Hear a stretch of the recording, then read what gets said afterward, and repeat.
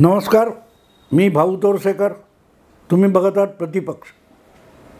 मित्रांनो, हळूहळू करत राजकीय पक्षांना महाराष्ट्रातल्या आणि राजकीय पत्रकारांना सुद्धा विधानसभेचे वेध लागलेले आहेत. आणि याचं कारण सरळ आहे की जून महिना अर्धा संपलेला आहे. जुलै, ऑगस्ट, सप्टेंबर हे 3 महिने बाकी आहेत आणि ऑक्टोबरमध्ये विधानसभेसाठी मतदान व्हायचं आहे. त्यामुळेच सगळ्या पक्षांना मिळून फक्त 100 किंवा 110 दिवसाचा अवधी विधानसभेला सामोरं जाण्यासाठी शिल्लक उरलेला आहे. फक्त 110 दिवस, फार तर. आणि तेवढ्या वेळात प्रत्येक पक्षाला एका बाजूला आपली ताकद होती तेवढी टिकली तरी खूप आहे, मिळालं तर जास्तीचं हवं आहे, ही प्रत्येक पक्षाची भूमिका आहे. मग तो काँग्रेस पक्ष असो, भारतीय जनता पक्ष असो, शिवबाठा असो किंवा अजितदादांची काय ती राष्ट्रवादी काँग्रेस असो, प्रत्येक पक्षाला या क्षणी आपल्याकडे जितके आमदार आहेत तितके तरी प्रत्यक्ष विधानसभा निवडणुकीतून जिंकता आले तर हवे आहेत. पण ते मिळतील का, की त्यात घट होईल, ही शंका सतावते आहे. आणि त्यामध्ये महाराष्ट्रातला सगळ्यात मोठा पक्ष म्हणून समोर आलेला गेली 10 वर्ष आपलं मोठेपण अगदी आकड्यातून दाखवणाऱ्या भारतीय जनता पक्षाचा सुद्धा समावेश आहे. आत्तासुद्धा लोकसभेच्या जागा जिंकताना भारतीय जनता पक्षाला शिवसेने इतक्याच 9 जागा मिळालेल्या असल्या तरी मतांची टक्केवारी बघितली तर शिवबाठाला 9 जागा आणि 16-16.5% मतं आहेत. तर भारतीय जनता पक्षाला जागा 9 जिंकता आल्या तरी त्याची मतांची टक्केवारी 26.5 ते 27% आहे, 10% अधिक आहे. आणि म्हणून नुसती टक्केवारी उपयोग नसते, ती टक्केवारी लोकसभेची आहे आणि ती विविध विधानसभा मतदारसंघामध्ये विखुरलेली आहे. आणि म्हणूनच ज्या वेळेला लोकसभेच्या मतदानाच्या आधारावर कुठल्या विधानसभा क्षेत्रामध्ये कोणाचा जोर आहे असं शोधलं जातं आणि त्या आधारावर विधानसभा निवडणुकीची रणनीती आखली जाते, हे लक्षात घेतलं पाहिजे. आणि त्याच आधारावर सगळेच्या सगळे पक्ष आपण विधानसभेला कसं सामोरं जायचं, कुठल्या मतदारसंघात जायचं, कुठल्या आधारावर आघाड्यांमध्ये आणि युतीमध्ये जागा वाटप करायचं याचा अंदाज बांधत आहेत. अर्थात एक गोष्ट असते, लोकसभेला जसं मतदान होतं तसंच्या तसं मतदान विधानसभेला होईल, त्या पक्षाला होईल याची गॅरंटी कोणी देऊ शकत नाही. याचं कारण मतदार अतिशय प्रगल्भ झालेला आहे. आणि आपण लोकसभेला मतदान करतोय, विधानसभेला करतोय किंवा महापालिका, जिल्हा परिषद यासाठी करतोय, हा फरक त्याला कळतो. आणि निदान 20 ते 25% मतदार तरी 20 ते 25% मतदार तरी निवडणूक कशाची आहे त्यानुसार आपलं मत बदलत सुद्धा असतो.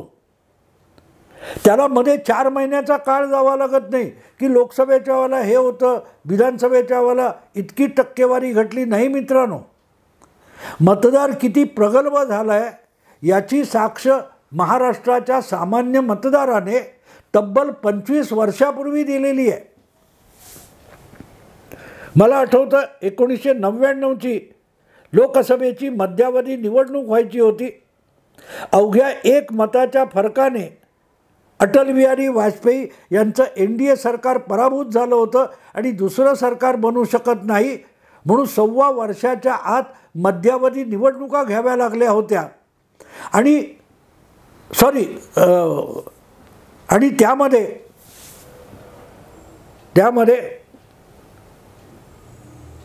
तुमच्या काँग्रेस पक्षामध्ये फूट पडली होती. शरद पवार, पूर्ण संगमा, तारिक अनवर हे काँग्रेसचे 3 नेते सोनिया गांधींच्या विरोधात बंड करून उभे राहिले होते आणि त्यामुळे महाराष्ट्रात काँग्रेस उभी दुभंगलेली होती. मधुकर पिचड आणि छगन भुजबळ यांच्यासारखे विधानसभा आणि विधान परिषदेतले विरोधी नेते आमदारांचे मोठे गट घेऊन शरद पवारांच्या मागे ठामपणे उभे राहिले होते. अशा वेळेला काँग्रेस दुभंगलेली आहे, त्याचा फायदा शिवसेना भाजप युतीला होईल म्हणून अजून 8 महिने मुदत असलेली विधानसभा आधीच बरखास्त करून आपण विधानसभेची मध्यावधी निवडणूक लोकसभेच्या सोबत उरकावी, त्यात वाजपेयींच्या लोकप्रियतेचा फायदा आपल्याला मिळेल अशी भूमिका किंवा असा नॅरेटिव्ह प्रमोद महाजन यांनी बाळासाहेबांना पटवला आणि त्यामुळे 1999 सालच्या निवडणुका लोकसभा आणि विधानसभा महाराष्ट्रात एकाच वेळेला झालेल्या होत्या. तेव्हापासून आज तागायत ऑक्टोबरमध्येच विधानसभेच्या निवडणुका होत असतात. हे मी एवढ्यासाठी मित्रांनो सांगतोय की त्यावेळेला महाराष्ट्राचा मतदार मतदानाला जो गेला त्याने एकाच वेळेला 2-2 मतं दिलेली होती. लोकसभेसाठी मतदान केलं, त्या काय रजिस्टर होते तिथे सह्या केल्या, लोकसभेला मतदान केलं, परत एकदा सही केली आणि दुसऱ्यांदा विधानसभेला मतदान केलं. म्हणजे 1 मिनिटाच्या फरकाने मतदाराने लोकसभेला आणि विधानसभेला मतदान केलं. 1 मिनिटाचा फरक आहे 2 सभागृहांच्या निवडणुकीसाठी, पण मतांमध्ये त्या 1 मिनिटाने तब्बल 8% फरक केला होता. ज्या 30%पेक्षा 32%पेक्षा अधिक मतदाराने लोकसभेसाठी शिवसेना भाजप युतीला मतदान केलं होतं, त्या मतदाराने 8% विधानसभेसाठी इतरत्र मतदान केलं.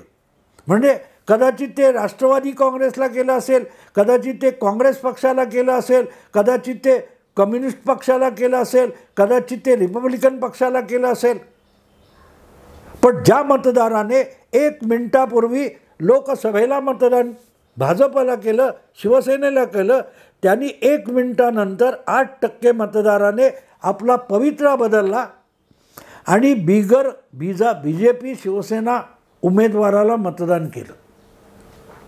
कधीकधी असंही असतं की मला विधानसभेचा युतीचा उमेदवार आवडलेला नाही आणि म्हणून मी युती सोडून दुसऱ्या विधानसभेच्या उमेदवाराला मतदान केलं, पण लोकसभेला. एक तुम्हाला उदाहरण सांगतो मित्रांनो. राम नाईक हे गोविंदाकडून पराभूत झाले होते. मला वाटते 2004ची निवडणूक असावी, 2004चीच निवडणूक होती.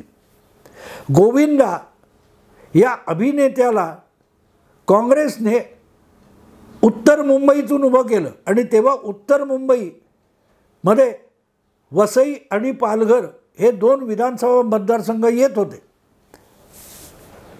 वसईचे आमदार हितेंद्र ठाकूर हे गोविंदा या नटाचे, अभिनेत्याचे शाळकरी वयापासून मित्र होते आणि तेच त्या विरारच्या जीवदानी मंदिरात जाऊन गोविंदाने आपल्या प्रचाराला सुरुवात केली. तेव्हा त्याच्याबरोबर कोणी काँग्रेसवाला असण्यापेक्षा हितेंद्र ठाकूर हे वसईचे अपक्ष आमदार होते. आता गंमत बघा, त्याआधी सातत्याने राम नाईक हे आपला उत्तर मुंबईतून दणदणीत मताधिक्याने निवडून यायचे, ज्याच्यामध्ये वसई विधानसभा मतदारसंघाचा समावेश होता.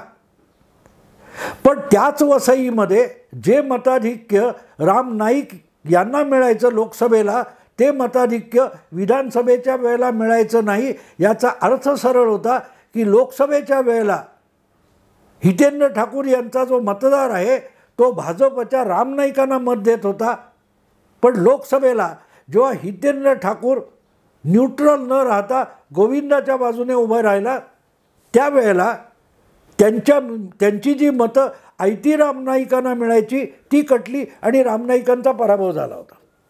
हे मी एवढ्यासाठी सांगतो की लोकसभेच्या आधारावर विधानसभेची गणितं मांडणं हे चुकीचं आहे, कारण अनेक घटक मतदानाच्या वेळेला मतदाराला प्रभावी करत असतात. त्यापूर्वी राम नाईक वारंवार जिंकले, 89 वगैरे वगैरे, 89, 90, 91, 96, 99. त्याचं कारण असं होतं की हितेंद्र ठाकूर हे लोकसभेच्याला न्यूट्रल राहायचे आणि त्यामुळे त्यांचा मतदार आपल्याला पाहिजे त्याला लोकसभेला मतदान करत होता. पण गोविंदाच्या वेळेला हितेंद्र ठाकूर ॲक्टिव्ह झाले आणि तो राम नाईकांना मिळणारा गठ्ठा तिकडे गेला आणि राम नाईक यांचा पराभव झाला. ही गोष्ट आजच्या लोकसभेच्या निकालावर आधारित मी का सांगतोय, कारण उद्धव ठाकरे यांना ज्या ज्या मतदारसंघामध्ये मुस्लिम व्होट बँकचा फायदा मिळाला तो टिकणारा नाही आहे. जी गणितं मांडली जात आहेत वेगवेगळ्या वाहिन्यांवर याचा उहापोह चालू आहे. विधानसभेत 125 जागी किंवा 127 जागी महायुतीचा उमेदवार पुढे होता विधानसभा क्षेत्रात आणि 155 किंवा 157 जागी महाविकास आघाडीचे उमेदवार आघाडीवर होते. आता ही आघाडी किती आहे सांगितलं जात नाही. कधी कधी 400-500 मतांची सुद्धा आघाडी असते, 400-500 मतांची. उदाहरणार्थ धुळे लोकसभा मतदारसंघात 6 पैकी 5 मतदारसंघात विधानसभेच्या महायुतीचा उमेदवार भामरे आघाडीवर होते. पण 6वा मतदारसंघ मालेगाव मध्य, तिथे 1,98,000ची आघाडी महायुतीच्या उमेदवाराला मिळाली आणि त्यामुळे 5 विधानसभा क्षेत्रातली आघाडी धुतली गेली. आता विधानसभेत जेव्हा आपण हिशोब करतो तेव्हा त्या 5 विधानसभा मतदारसंघात महाविकास आघाडीला स्थान नाही, अगदी लोकसभेच्या मतदानात. आणि तिथे तुम्हाला कळतं की ज्या मध्य मालेगाव मतदारसंघातून काँग्रेसच्या शोभा बच्छाव यांना आघाडी मिळाली, तो मतदारसंघ विधानसभेला ओवायसी किंवा समाजवादी पक्षाचा उमेदवार जिंकत असतो. त्यातली 10 मतंसुद्धा काँग्रेसला विधानसभेच्या वेळेला मिळणार नाहीत, महाविकास आघाडीच्या उमेदवाराला मिळणार नाहीत. आणि इथे गंमत आहे, 125 आणि 155 हा जो फरक दाखवला जातोय तो अवघ्या 30 जागांचा फरक आहे. आणि त्या 30 जागी जर फडणवीस म्हणतात तशी मुसंडी मारण्याचा प्रयत्न आणि मेहनत घेतली गेली तर 30 जागा पार करून 170 ते 180 जागांचा पल्ला महायुती मिळवू शकते. ही गोष्ट लक्षात घेतली पाहिजे. आणि म्हणूनच बाहेर ठणकावून मोदींना नाकारलं, महायुतीला नाकारलं, महाराष्ट्रातले पक्ष फोडणं मतदाराला आवडलं नाही, असल्या कसल्याही गमजा आणि वल्गना पवारसाहेबांनी कराव्यात, पटोलेंनी कराव्यात, काँग्रेसने कराव्यात, ती वस्तुस्थिती नाही आहे. वस्तुस्थिती महायुती आणि महाआघाडी यांच्यामध्ये फक्त 0.5% मतांचा फरक आहे. आणि त्याला कारण भाजप आणि महायुतीतला गाफीलपणा आहे. त्यांनी मनात आणलं तर 4 ते 5% मतं ते अधिक मैदानात उतरवून मिळवू शकतात आणि ती मिळाली तर विधानसभा निवडणुकीमध्ये महाविकास आघाडीचा सुपडा साफ होऊ शकतो. आपलं सर्वस्व पणाला लावून महाविकास आघाडीने लोकसभा निवडणूक लढवलेली होती. त्यांनी लोकसभा निवडणुकीत आपला परमोच्च बिंदू गाठलेला आहे. जी काय सहानुभूती आहे, लोकांचा राग आहे, या सगळ्या गोष्टीचा कडेलोट लोकसभा निवडणुकीत होऊन गेला आहे. आणि म्हणूनच त्याच्या पुढचा पल्ला गाठणं महाविकास आघाडीच्या पक्षांना केवळ अशक्य आहे. पण आपला पल्ला वाढवत नेणं आणि 4-5% तरी अधिकची मतं विधानसभेत मिळवणं हे महायुतीच्या पक्षांना सहज शक्य आहे. आणि म्हणूनच लोकसभा निवडणूक आणि विधानसभा निवडणूक यांची तुलना करताना परिस्थितीचा फरक, उमेदवाराचा फरक, पक्षाचा फरक, राजकारणात जनमानसात निर्माण झालेल्या हवेचा फरक, या सगळ्या गोष्टी विचारात घ्याव्या लागतात. त्या विचारात घेतल्या तर आज 155-157 विधानसभा क्षेत्रामध्ये जी महाविकास आघाडी पुढे दिसते, तितक्या जागा टिकवणं त्यांच्यासाठी अजिबात सोपं नाही आहे. त्यापेक्षा आपल्या जागा वाढवणं, मी का तेही सांगतो, समाजवादी पक्ष आणि ओवायसींचा पक्ष यांचीही मतं त्यांचा उमेदवार नसल्यामुळे महाविकास आघाडीकडे वळलेली आहेत, जी प्रामुख्याने मुस्लिम वोट बँक आहे. विधानसभा मतदारसंघ छोटे असतात, अशा ठिकाणी समाजवादी पक्ष 15-20 आणि ओवायसी 15-20 जागी, 50 जागी त्यांनी उमेदवार उभे केले. तर त्या मतदारसंघात आपल्या धर्माचा किंवा आपल्या धर्माच्या पक्षाचा उमेदवार उपलब्ध आहे आणि तो तगडा आहे, तर त्याला मतं देण्याकडे ही मुस्लिम व्होट बँक वळली. तर 30 जागी जी महाविकास आघाडीला विधानसभा क्षेत्रामध्ये नाळगुंदाची सूज आलेली आहे, ती उतरणार आहे. याखेरीज एखादा स्ट्रॉंग उमेदवार बंडखोर म्हणून उभा राहिला तर विशाल पाटील जर लोकसभा जिंकतो, तर विधानसभेत बंडखोरी करणारे उमेदवारसुद्धा फार धक्कादायक निकाल फिरवू शकतात. आणि म्हणूनच आज लोकसभेच्या आधारावर 157 जागी महाविकास आघाडी पुढे दिसते. ती आघाडी कुठे 200-400 असेल. एक लक्षात ठेवा, विधानसभा जिंकण्यासाठी कमीत कमी 30-35 हजाराची आघाडी असेल. गेला बाजार 15-20 हजाराची आघाडी असेल तर ती जागा आटोक्यातली असते. पण 15 हजाराच्या खाली एका विधानसभा क्षेत्रामध्ये लोकसभेचं मताधिक्य असेल तर ते टिकणारं नसतं. मग ते महायुतीचं मताधिक्य असो किंवा महाविकास आघाडीचं मताधिक्य असो. आणि म्हणून या 30-40 जागा बाजूला काढल्या तर लोकसभा निवडणुकीत महायुती आणि महाविकास आघाडी यांच्यामध्ये जवळजवळ समतोल आहे.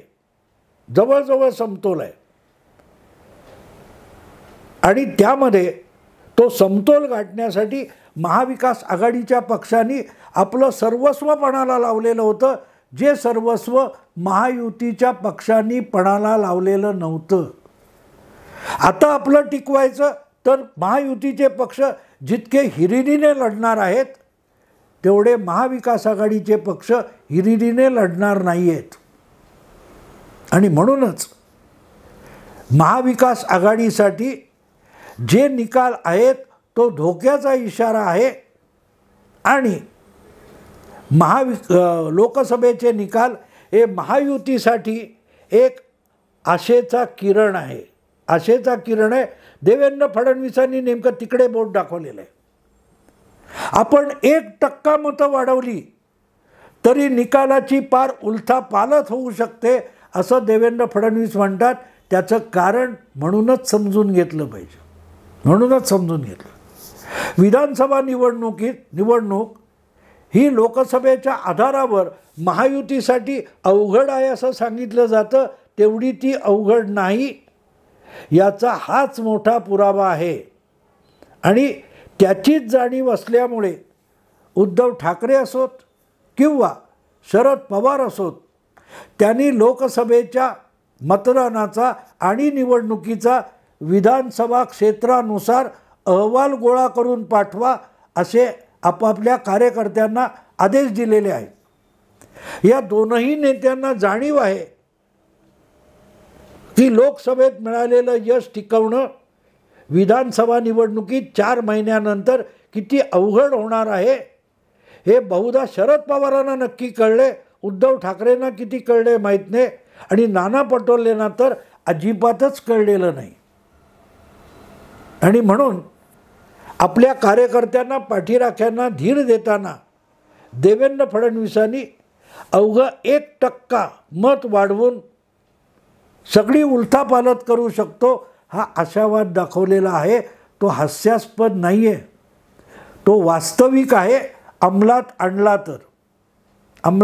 तर कारण 30पेक्षा अधिक जागा मिळवलेल्या महाविकास आघाडीच्या पक्षांना झिंग चढलेली आहे आणि ते जितके नशेत राहतील तितके अधिक गाफील होतील आणि पराभवाचा चटका बसलेले महायुतीचे पक्ष अधिक सावध होतील। तर विधानसभेचे निकाल धक्कादायक लागलेले आपल्याला दिसणं स्वाभाविक असेल। आत्ता इथेच थांबतो। आवडलं लाईक करा, शेअर करा, सबस्क्राईब करा। नमस्कार।